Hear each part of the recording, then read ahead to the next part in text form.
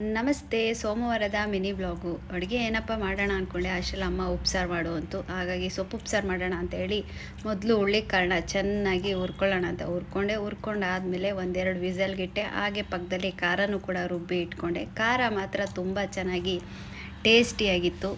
ತುಂಬ ದಿನ ಆಗಿತ್ತು ನಮ್ಮ ಮನೇಲಿ ಇತ್ತೀಚೆಗೆ ಉಪ್ಸಾರು ಮಾಡಿ. ಹುಳ್ಳಿಕಾಳು ಬೆಂದಿತ್ತು. ಅದಕ್ಕೆ ಬೆಂದಿರೋ ಹುಳ್ಳಿಕಾಳು ನೀರಿಗೆ ತೊಳೆದಿಟ್ಕೊಂಡಿರೋ ಕೀರೆ ಸೊಪ್ಪನ್ನ ತುಂಬಿ ಬೇಯಕ್ಕಿಟ್ಟೆ. ಹಾಗೆ ಜೊತೆಲಿ ಸ್ವಲ್ಪ ಬೇರೆ ಬೇರೆ ಕೆಲಸ ಮಾಡಿಕೊಂಡೆ. ಮುದ್ದೆಗೆ ರೆಡಿ ಮಾಡೋಣ ಅಂತೇಳಿ ಮುದ್ದೆಗೆ ರೆಡಿ ಮಾಡಿದೆ. ನನ್ನ ಮಗಳು ಆಫೀಸಿಂದ ಬಂದಳು. ಹಾಗೆ ಇಬ್ಬರು ಮಾತಾಡಿಕೊಂಡು ರೆಡಿ ಮಾಡಿದೆ.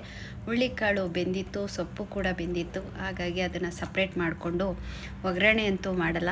ಈರುಳ್ಳಿ, ಕೊತ್ತಂಬರಿ ಸೊಪ್ಪು, ಸ್ವಲ್ಪ ಎಣ್ಣೆ ಎಲ್ಲ ಹಾಕಿ ಒಗ್ಗರಣೆ ಮಾಡಿದ್ರೆ ಟೇಸ್ಟಿಯಾಗಿರುತ್ತೆ. ನಮ್ಮ ಮನೇಲಿ ಪ್ಲೈನಾಗಿ ಹಾಗೆ ಇರಲಿ ಅಂತೇಳಿ ಇವತ್ತು ಒಗ್ಗರಣೆ ಮಾಡಲಿಲ್ಲ. ಸೊಪ್ಪು ಮತ್ತು ಉಪ್ಸಾರು, ಖಾರ ಎಲ್ಲ ರೆಡಿ ಆಯಿತು. ಜೊತೆಗೆ ಮುದ್ದೆ ಇದ್ದರೆ ಇನ್ನೂ ಚೆನ್ನಾಗಿರುತ್ತೆ ಅಂತೇಳಿ ಮುದ್ದೆಗೂ ರೆಡಿ ಮಾಡಿದೆ. ಮುದ್ದೆನೂ ಕೂಡ ರೆಡಿ ಆಯಿತು. ಹಾಗೆ ನನ್ನ ಮಗಳ ಜೊತೆಯಲ್ಲಿ ಮಾತಾಡಿಕೊಂಡು ಬೇಗ ಅಡುಗೆ ರೆಡಿ ಮಾಡಿದೆ. ಬಿಸಿ ಮುದ್ದೆ, ಉಪ್ಸಾರು ರೆಡಿ ಆಯಿತು. ಉಪ್ಸಾರು ಜೊತೆ ಸ್ವಲ್ಪ ನಿಂಬೆ ಹುಳಿ ಮತ್ತು ತುಪ್ಪ ಹಾಕ್ಕೊಂಡು ಊಟ ಮಾಡ್ತಾಯಿದ್ರೆ ಬಿಸಿದ ಸೂಪರಾಗಿರುತ್ತೆ. ನಮ್ಮೂರಿನ ಊಟ ತುಂಬ ಟೇಸ್ಟಿಯಾಗಿರುತ್ತೆ.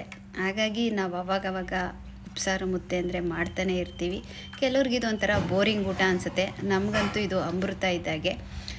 ಉಪ್ಸಾರು ಮತ್ತು ಖಾರ ಮಿಕ್ಸ್ ಮಾಡಿ ತಿಂತಾಯಿದ್ರೆ ಮುದ್ದೆ ಜೊತೆ ಹಿಂಗಿರುತ್ತೆ ಅಂದರೆ ಮಂಡ್ಯ ಗೌಡ್ರು ನಾವು. ಎಷ್ಟೇ ಆದರೂ ನಮ್ಮ ಊಟವ ನಾವು ಬಿಡ್ತೀವ?